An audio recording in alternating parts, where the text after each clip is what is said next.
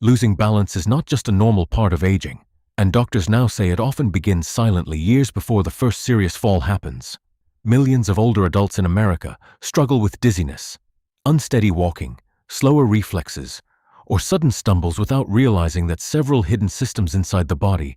Your balance depends on three major systems working together constantly: the inner ear, the eyes, and tiny sensors in your muscles and joints that tell your brain where your body is in space.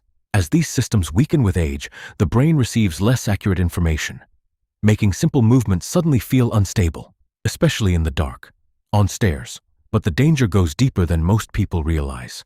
New research shows the brain's coordination center, called the cerebellum, naturally shrinks with age, slowing reaction time and movement control. Muscle loss also becomes a major problem after 60, especially in the fast muscle fibers responsible for catching the body during a stumble. That's why many seniors can still walk normally, but suddenly lose balance after tripping on a rug or missing a step. Researchers have also linked poor sleep, hearing loss, dehydration, diabetes, and even chronic inflammation from poor gut health to higher fall risk in older adults. Common medications for sleep, anxiety, blood pressure, allergies, and pain may quietly worsen dizziness and slow reflexes even more. And once a fall happens, many seniors begin moving less out of fear. That fear weakens muscles further, making future falls even more likely. But here's the encouraging part.